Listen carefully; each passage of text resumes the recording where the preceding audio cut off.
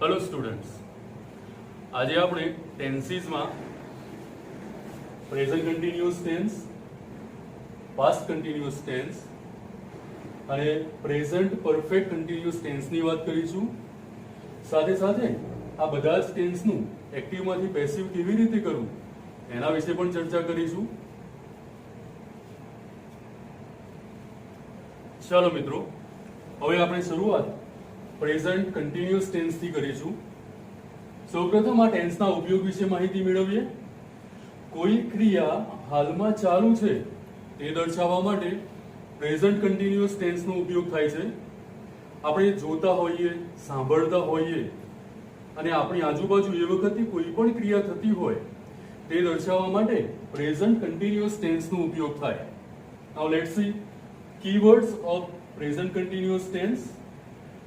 Now, at present, at this moment, look, see, hear, આ બધા જ પ્રેઝન્ટ કન્ટિન્યુઅસ ટેન્સના કીવર્ડ્સ છે. એટલે કે જ્યારે પણ સેન્ટેન્સ લખીએ ત્યારે આમાંથી કોઈ વર્ડ એમાં ઉપયોગ કરી શકાય. Now let's see sentence pattern. Sentence પેટર્નમાં સૌથી પહેલા સબ્જેક્ટ આવશે. સબ્જેક્ટને ધ્યાનમાં રાખીને એમ, ઇઝ કે આર લખીશું, પ્લસ ક્રિયાપદનું આઈએનજી વાળું રૂપ પ્લસ ઓબ્જેક્ટ. અહીંયા મિત્રો એમ, ઇઝ, આર અને ક્રિયાપદનું આઈએનજી વાળું રૂપ લખવાનું છે. તમને બધાને ક્રિયાપદને આઈએનજી કેવી રીતે લગાડવું એ તો ખ્યાલ જ હશે, છતાં પણ આપણે કેટલાક એક્ઝામ્પલ જોઈ લઈએ. માની લો કે વર્બ કમ છે, તો કમનું આઈએનજી રૂપ શું થશે? કમિંગ. એ જ રીતે ટેક, તો એનું આઈએનજી રૂપ શું થશે? ટેકિંગ. અહીંયા તમારા ધ્યાનમાં આવ્યું હશે, જ્યારે પણ આ ક્રિયાપદનું આઈએનજી વાળું રૂપ લખ્યું ત્યારે છેલ્લેથી ઈ ને રિમૂવ કર્યું છે અને પછી આઈએનજી વાળું રૂપ લખ્યું છે. તો તમને ખ્યાલ જ હશે કે આ ઈ રિમૂવ કેમ થયો. બીજા કેટલાક વર્બ છે. સી, એનું આઈએનજી વાળું રૂપ થાય છે seeing, being, being. પણ મિત્રો અહીંયા જ્યારે આપણે ક્રિયાપદને આઈએનજી લગાડીએ છીએ ત્યારે છેલ્લે ઈ આપેલા છે એ ઈ આપણે રિમૂવ કરતા નથી અને સીધે સીધું આઈએનજી લગાડીએ છીએ. તો શું તમને ખબર છે કે આમાં ઈ શા માટે રહ્યો અને આમાંથી ઈ શા માટે રિમૂવ કર્યો? તો ચાલો જાણી લઈએ. સ્ટુડન્ટ્સ, જ્યારે પણ આ ક્રિયાપદનો ઉચ્ચાર કરીએ ત્યારે ઉચ્ચાર કેટલે થાય છે? કમ અને ટેક. આ છેલ્લે જે ઈ છે એનો ઉચ્ચાર થતો નથી. માટે જ્યારે પણ આવા વર્બને આઈએનજી લગાડીએ તો જે ઈ નો ઉચ્ચાર થતો નથી એવા ઈને રિમૂવ કરવું અને આઈએનજી લગાડવું. જ્યારે આ જે વર્બ છે સી, બી, એમાં આપણે ઈ નો ઉચ્ચાર કરીએ છીએ. સી, બી. માટે જ્યારે પણ આવા ક્રિયાપદોને આઈએનજી લગાડવાનું હોય તો છેલ્લે ઈ જે છે એને એમનેમ રાખવાનો છે અને ક્રિયાપદને આઈએનજી લગાડશું. તો મિત્રો આના જેવા બીજા કેટલાક ક્રિયાપદ વિશે જાણી લઈએ. વર્બ છે રન, તો આનો આઈએનજી શું થશે? રનિંગ. આ તો નિયમ ખ્યાલ જ હશે તમને. ક્રિયાપદના છેડે વ્યંજન આવતું હોય અને વ્યંજનની આગળ એક જ સ્વર આવતો હોય તો છેલ્લું વ્યંજન બેવડાય છે અને આઈએનજી લખાય છે. આના જેવું એક બીજું વર્બ છે પુટ.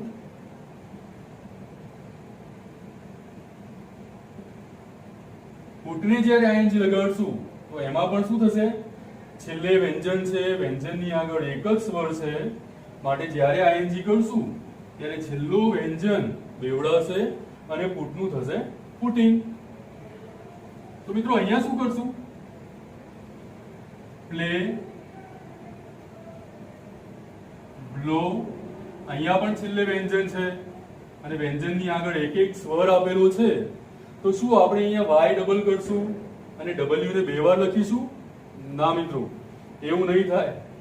ક્રિયાપદના છેડે જ્યારે વાય કે ડબલ્યુ આપેલું હોય તો આવા ક્રિયાપદોને સીધે સીધું આઈએનજી લગાડશું. એટલે કે પ્લેનું થશે પ્લેઇંગ,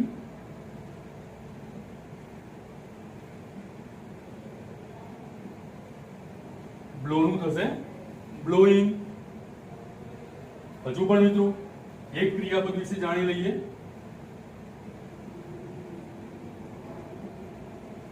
અહીંયા બે ક્રિયાપદ લખ્યા છે લાઈ અને ટાઈ. તો આનું ક્રિયાપદ ને આઈએનજી લગાડવું હોય તો આપણે કેવી રીતે લગાડશું અને એનું સ્પેલિંગ શું થશે? તો સ્ટુડન્ટ્સ જ્યારે પણ ક્રિયાપદના છેડે આઈ ઈ આવતું હોય અને આપણે એને આઈએનજી વાળું રૂપ લગાડવું હોય તો આઈ ઈ ના બદલે વાય કરવાનું છે અને આઈએનજી લગાડશું તો એલ આઈ ઈ નું શું થઈ જશે? L Y ING lying. અને ટાઈ તો ટી વાય આઈએનજી ટાઈમ. અહીંયા તમે સમજ્યા હશો આઈ ઈ ના બદલે આપણે વાય લખ્યું છે અને વાય પછી આઈએનજી કર્યું છે.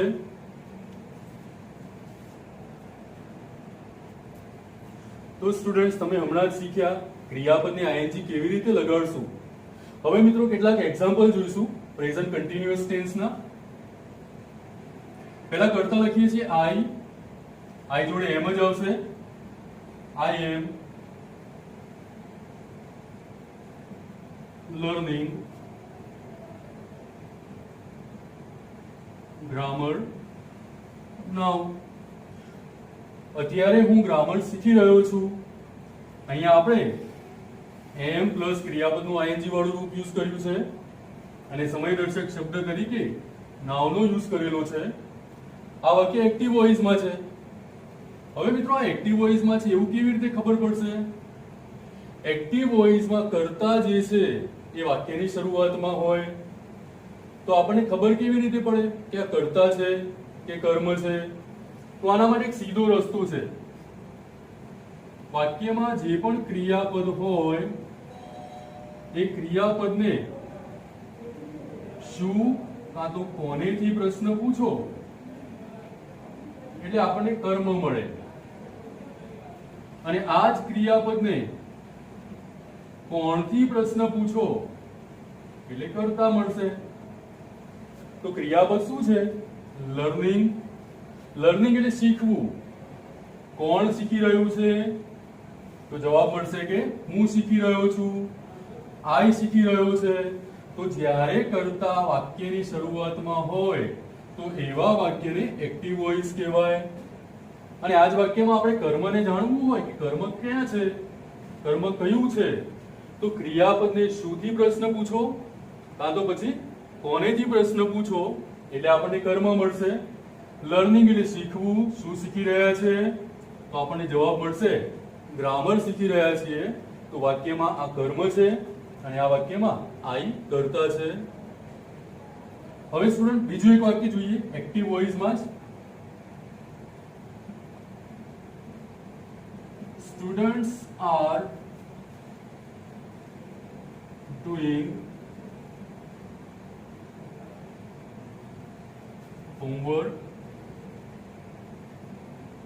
at present. Students are doing homework at present. અત્યારે વિદ્યાર્થીઓ હોમવર્ક કરી રહ્યા છે. અહીંયા સ્ટુડન્ટ્સ બહુવચન છે માટે આર લખ્યું અને પ્રેઝન્ટ કન્ટિન્યુઅસ ટેન્સ છે માટે ક્રિયાપદનું આઈએનજી વાળું રૂપ લખ્યું અને અહીંયા કીવર્ડ તરીકે એટ પ્રેઝન્ટ નો ઉપયોગ કરેલો છે. તો સ્ટુડન્ટ્સ અહીંયા આપણે કર્તાને શોધવો હોય તો શું કરશું? ક્રિયાપદને કોણથી પ્રશ્ન પૂછીએ એટલે કર્તા મળી જશે. ડુઈંગ એટલે કે કામ કરવું. કોણ કામ કરી રહ્યું છે? તો સ્ટુડન્ટ્સ કામ કરી રહ્યા છે. અને શું કરી રહ્યા છે? તો આપણને જવાબ મળી જશે કે સ્ટુડન્ટ્સ હોમવર્ક કરી રહ્યા છે. તો આ રહ્યું કર્મ. તો ચાલો મિત્રો આ જ વાક્યનું પેસિવ કેવી રીતે કરશું તે પણ જાણી લઈએ. અહીંયા આપણને એક્ટિવ વોઇસની વાક્ય રચના મળેલી છે. અહીંયા હું એની પેસિવ વોઇસની વાક્ય રચના લખું છું. જ્યારે પણ આવા સેન્ટેન્સીસનું પેસિવ કરવું હોય તો સૌથી પહેલા ઓબ્જેક્ટ લખીશું. સ્ટુડન્ટ્સ ઓબ્જેક્ટ લખ્યા પછી ઓબ્જેક્ટને ધ્યાનમાં રાખીને એમ કાં તો પછી ઇઝ કાં તો પછી આર લખવાનું છે. આટલું કર્યા પછી being લખશું plus past participle of the verb ક્રિયાપદનું ભૂતકૃદંત લખશું. પ્લસ બાય પ્લસ કર્તાની કર્મ વિભક્તિ, ઓબ્જેક્ટિવ કેસ ઓફ સબ્જેક્ટ, એ પણ આપણે જોઈ લઈએ. કર્તાની કર્મ વિભક્તિ શું હોય? જો કર્તા આઈ હોય તો એની કર્મ વિભક્તિ મી થઈ જશે. બી હોય તો અસ, યુ હોય તો યુ, હી હશે તો હિમ, શી તો હર, ઈટ આપેલું હોય તો ઈટ જ રહેશે. અને સ્ટુડન્ટ્સ ધે આપેલું હોય તો ધેમ, અને કોઈ નામ આપેલું હોય તો નામ જ રહેશે. ફરી એકવાર સમજી લઈએ. કર્તાની કર્મ વિભક્તિ આઈ નું થઈ જશે મી,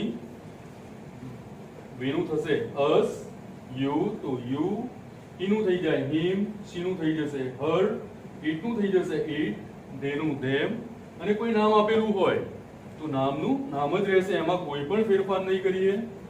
તો મિત્રો ચલો વાક્ય રચનાને જોતા જઈએ અને આ વાક્યનું પેસિવ કરશું. પહેલા શું લખશું? ઓબ્જેક્ટ. આઈ એમ લર્નિંગ ગ્રામર નાઉ. ઓબ્જેક્ટ શોધવા માટે શું કરવાનું છે? ક્રિયાપદને શું કે કોનેથી પ્રશ્ન પૂછશું એટલે કર્મ મળી જશે. અહીંયા ક્રિયાપદ લર્નિંગ છે તો શું શીખે છે? તો કર્મ. તો કર્મ એ શું છે? ઓબ્જેક્ટ છે. તો એ ઓબ્જેક્ટને પહેલા લખીશું.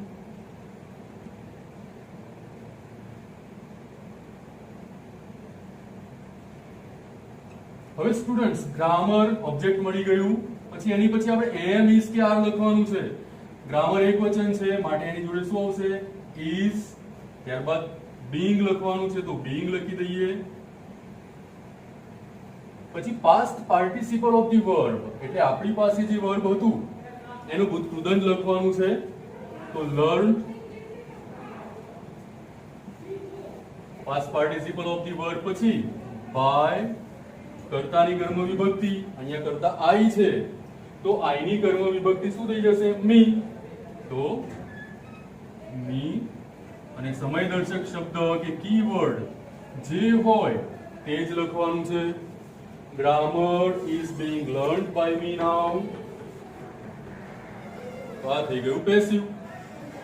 હવે આ બીજું વાક્ય છે એનું પણ પેસિવ કરશું. Students are doing homework at present. અત્યારે વિદ્યાર્થીઓ હોમવર્ક કરી રહ્યા છે તો ક્રિયાપદ શું છે? ડુઇંગ. ડુઇંગ ને શું કે કોનેથી પ્રશ્ન પૂછશું તો કર્મ મળશે. શું કરે છે? તો હોમવર્ક. હોમવર્ક કર્મ મળી ગયું.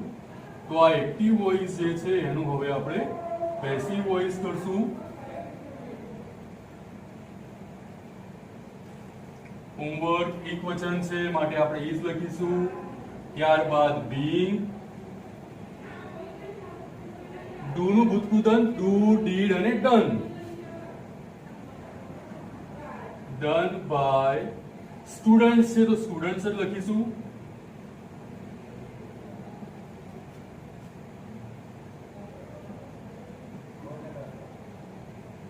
At present homework is being done by students at present. આ થઈ ગયું એક્ટિવ નું પેસિવ. તો સ્ટુડન્ટ ધ્યાન આપીશું. પ્રેઝન્ટ કન્ટિન્યુઅસ ટેન્સ માં સબ્જેક્ટ ને ધ્યાનમાં રાખીને એમ ઇઝ આર લખશું. ત્યારબાદ ક્રિયાપદનું આઈએનજી વાળું અને ઓબ્જેક્ટ લખીશું. અને જ્યારે પેસિવ કરવાનું હોય તો સૌપ્રથમ ઓબ્જેક્ટ ને ધ્યાનમાં રાખીને એમ ઇઝ આર, પછી being કરવું. ત્યારબાદ past participle of the verb plus by plus કર્તાની કર્મ વિભક્તિ જે આપણે હમણાં જ સમજ્યા છીએ. હવે મિત્રો આ ટેન્સ પછી આપણે પાસ્ટ કન્ટિન્યુઅસ ટેન્સ વિશે જાણીશું.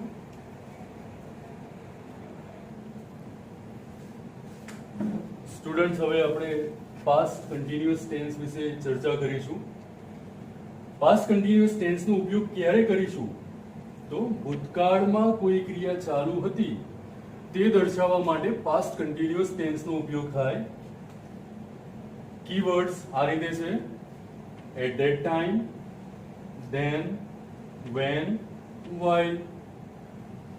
Sentence pattern subject plus was કે વેર આપણે સબ્જેક્ટને ધ્યાનમાં રાખીને લખીશું પ્લસ ક્રિયાપદનું આઈએનજી વાળું રૂપ પ્લસ ઓબ્જેક્ટ. એના માટે એક્ઝામ્પલ જોઈ લઈએ. Subject plus was were plus ક્રિયાપદનું આઈએનજી વાળું રૂપ પ્લસ ઓબ્જેક્ટ. તો એનું એક્ઝામ્પલ આ રીતે છે. I was playing cricket with my friends. અહીંયા કરતા આઈ હતું એટલે વોઝ કર્યું અને ક્રિયાપદનું આઈએનજી વાળું રૂપ અને વાક્ય પૂરું કર્યું. આ પાસ્ટ કન્ટિન્યુઅસ ટેન્સનું વાક્ય છે. હું ક્રિકેટ રમી રહ્યો હતો. ભૂતકાળની કોઈ ક્રિયા દર્શાવવા માટે આ રીતે વાક્ય લખી શકાય. પણ સ્ટુડન્ટ જ્યારે પણ વાક્યની અંદર વેન કે while નો યુઝ કરીશું કીવર્ડ તરીકે ત્યારે એમાં બે કાળ હશે. એક સેન્ટેન્સ સિમ્પલ પાસ્ટ નું હશે જ્યારે બીજું સેન્ટેન્સ પાસ્ટ કન્ટિન્યુઅસ ટેન્સ નું હશે. અને અહીંયા વેન કે while બે વાક્યને જોડવાનું કામ કરશે. એનું એક્ઝામ્પલ આ રહ્યું. વેન માય મધર કોલ્ડ મી, જ્યારે મારા મધરે મને બોલાવ્યો. આઈ વોઝ વોચિંગ ટીવી, ત્યારે હું ટીવી જોઈ રહ્યો હતો. તો અહીંયા પહેલું વાક્ય જે છે એ સિમ્પલ પાસ્ટ નું છે જ્યારે બીજું વાક્ય જે છે was watching a past continuous tense દર્શાવે છે. તો સ્ટુડન્ટ એક બીજી બાબત પણ ધ્યાન રાખીશું. જ્યારે પણ સેન્ટેન્સમાં વેન નો યુઝ કરીશું તો વેન પછીનું વાક્ય એ સિમ્પલ પાસ્ટમાં જ હોવું જોઈએ. ફરીથી કહું છું, જ્યારે પણ સેન્ટેન્સમાં વેન નો યુઝ કરીશું ત્યારે વેન સાથેનું વાક્ય કાં તો પછી વેન પછીનું વાક્ય એ પાસ્ટ સિમ્પલ પાસ્ટમાં જ હોવું જોઈએ જ્યારે બીજું વાક્ય પાસ્ટ કન્ટિન્યુઅસમાં હોવું જોઈએ. તો આને સિમ્પલી યાદ રાખવા માટે આવું યાદ રાખી શકાય. વેન્ડ આવું ક્યાંય હોતું નથી પણ આ તો યાદ રાખવા માટેની એક ટ્રીક છે. વેન્ડ એટલે વેન પછી ભૂતકાળનું રૂપ એટલે જ્યારે પણ વેન નો યુઝ કરીશું તો એના પછી ક્રિયાપદનું ભૂતકાળના રૂપવાળું વાક્ય એટલે કે સિમ્પલ પાસ્ટનું વાક્ય જ આવશે. એ જ રીતે જ્યારે while નો યુઝ કરીશું સેન્ટેન્સની અંદર તો આ રીતે વાક્ય બનશે. while I was crossing the road, જ્યારે હું રોડ ક્રોસ કરી રહ્યો હતો ત્યારે I saw an accident, ત્યારે મેં એક્સિડન્ટ જોયો. તો સ્ટુડન્ટ અહીંયા તમે જોયું હશે અહીંયા while પછી ક્રિયાપદનું આઈએનજી વાળું રૂપવાળું સેન્ટેન્સ આવશે એટલે કે while પછી ચાલુ ભૂતકાળનું વાક્ય આવશે અને કોમા પછીનું બીજું વાક્ય સાદા ભૂતકાળમાં હશે. તો આ પણ યાદ રાખવા માટે એક ટ્રીક છે. whiling ફરીથી કહું છું, આ ખાલી યાદ રાખવા માટેની ટ્રીક છે. વેન્ડ એટલે વેન પછી ભૂતકાળ વાળું વાક્ય અને whiling એટલે કે while પછી ચાલુ ભૂતકાળનું વાક્ય લખીશું અને બાકીની જગ્યાએ અહીંયા સાદા ભૂતકાળનું વાક્ય લખીશું જ્યારે વેનમાં બીજું વાક્ય ચાલુ ભૂતકાળનું લખીશું. હવે સ્ટુડન્ટ આ બંને વાક્યો જે છે એ એક્ટિવ વોઇસ છે. તો આ બંને એક્ટિવ વોઇસ નું પેસિવ વોઇસ કેવી રીતે કરશું તે જાણી લઈએ. જ્યારે પણ એક્ટિવ માંથી પેસિવ કરવાનું હોય ત્યારે સૌ પહેલા ઓબ્જેક્ટ લખીશું.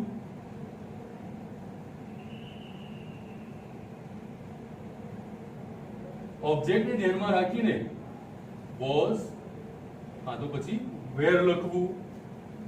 ત્યારબાદ બીઈંગ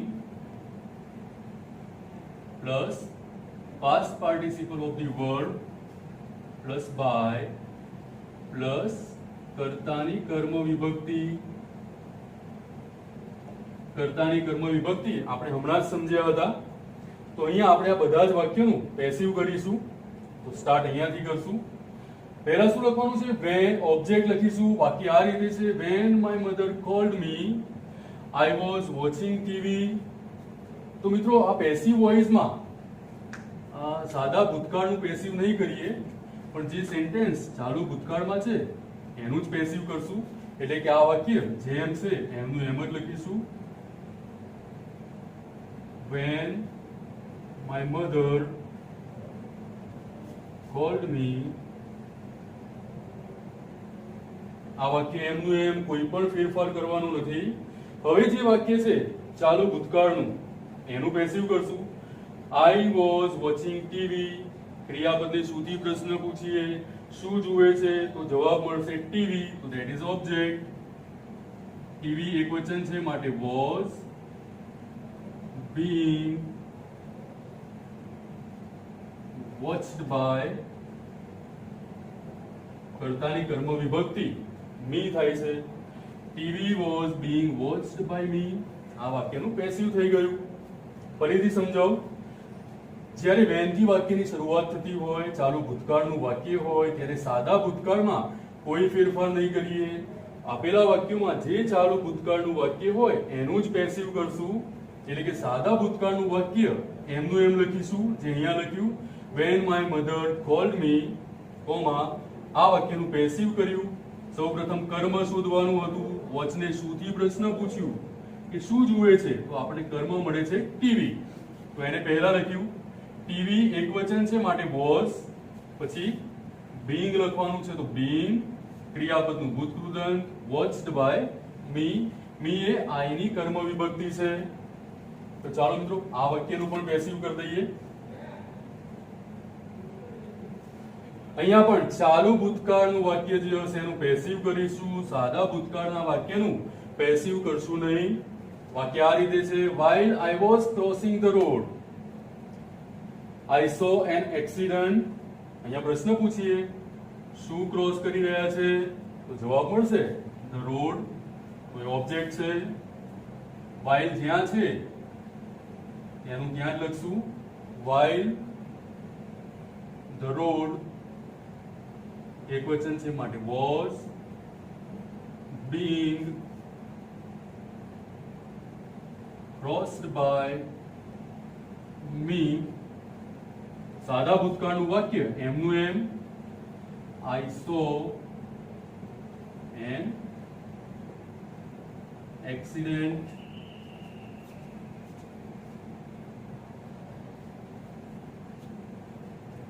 આ રહ્યું વાક્ય. I was playing cricket with my friend. આ તો ચાલુ ભૂતકાળનું સીધું વાક્ય છે. અહીંયા when કે while નો ઉપયોગ થયેલો નથી, તો આ વાક્યનું પેસિવ કેવી રીતે કરશું? તો પહેલા ઓબ્જેક્ટ શોધીશું. પ્લેને પ્રશ્ન પૂછીએ કે શું રમે છે, તો જવાબ મળશે ક્રિકેટ, તો પહેલા ક્રિકેટ લખીશું. ક્રિકેટ એકવચન છે માટે was being played by me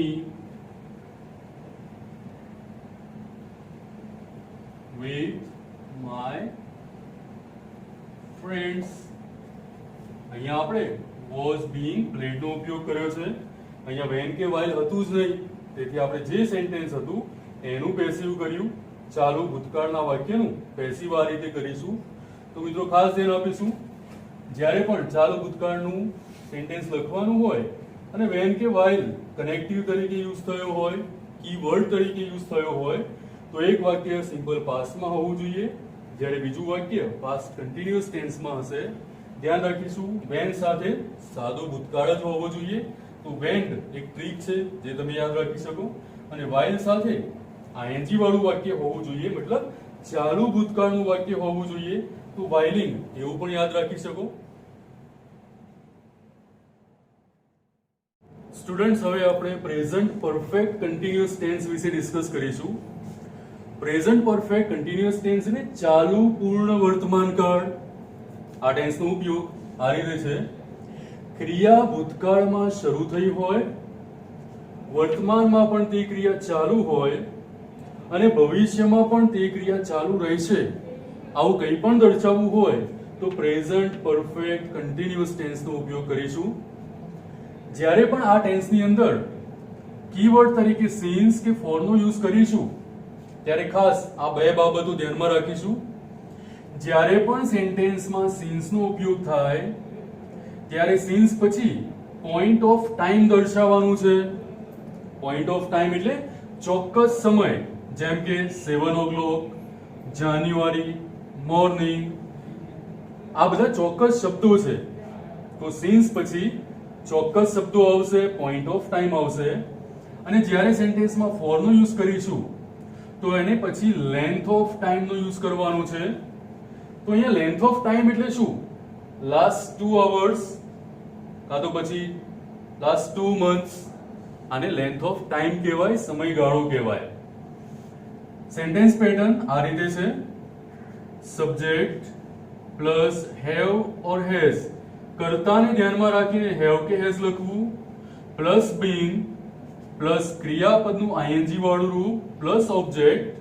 અહીંયા ખાસ ધ્યાન આપીશું દોસ્તો, હેવ હેઝ પછી બીન લખવાનું છે અને બીન પછી ક્રિયાપદનું આઈએનજી વાળું રૂપ આવશે. એનો એક્ઝામ્પલ છે: I have been living in Gandhinagar since 2008. હું 2008 થી ગાંધીનગરમાં રહું છું. એનો મતલબ શું દોસ્તો?